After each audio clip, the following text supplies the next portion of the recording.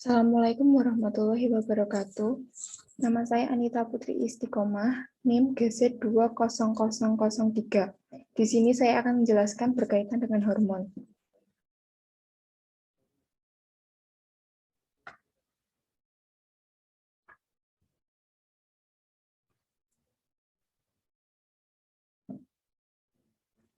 Kelenjar endokrin atau sistem hormonal bersama sistem syaraf melakukan pengontrolan dan pengkoordinasi sistem-sistem dalam tubuh.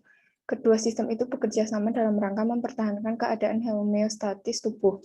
Perbedaannya, hormon bekerja dengan cara mensekresi hormon, sedangkan syaraf bekerja dengan mensekresikan neurotransmitter yang dihasilkan di ujung akhiran syaraf atau postsinapsis.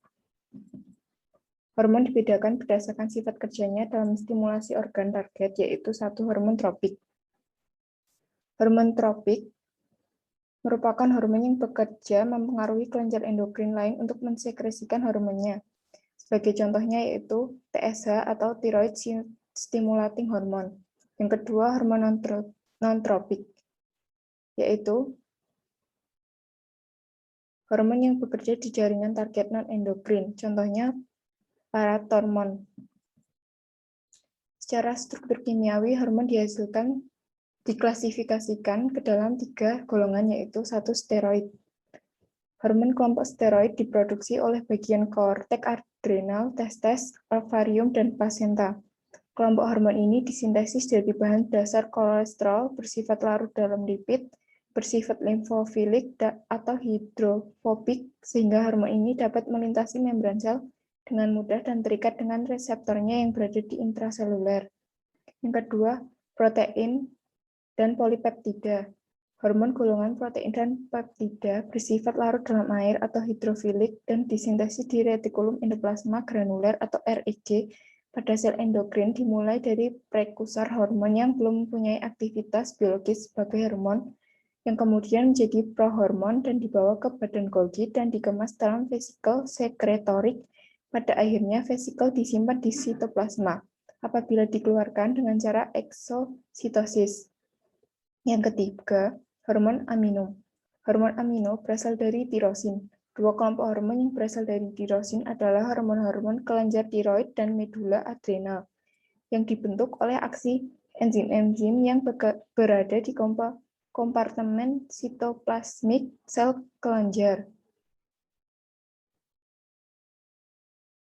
Selain dibedakan berdasarkan sifat kelarutan struktur kimiawi, hormon juga dibedakan berdasarkan fungsi umumnya, yaitu 1.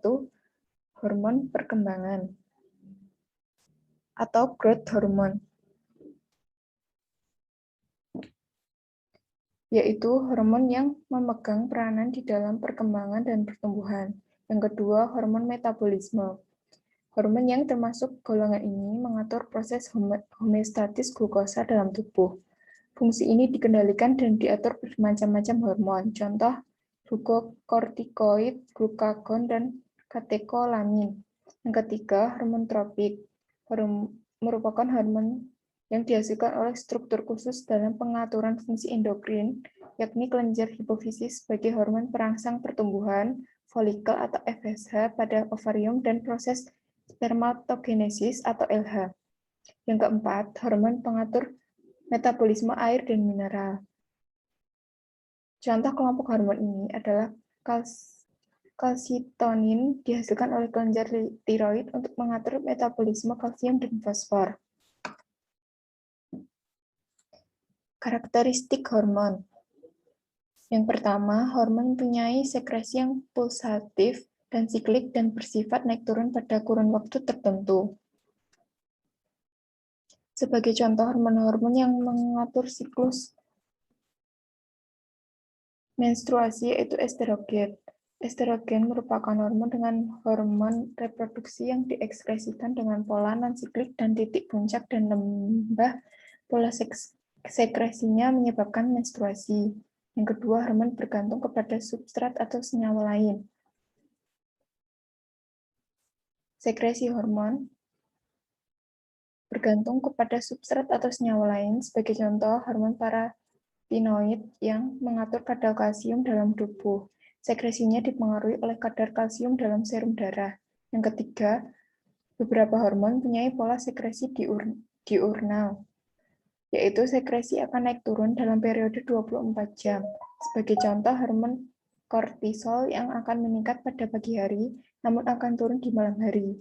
Yang keempat, hormon bekerja dengan mekanisme umpan balik, baik positif maupun negatif.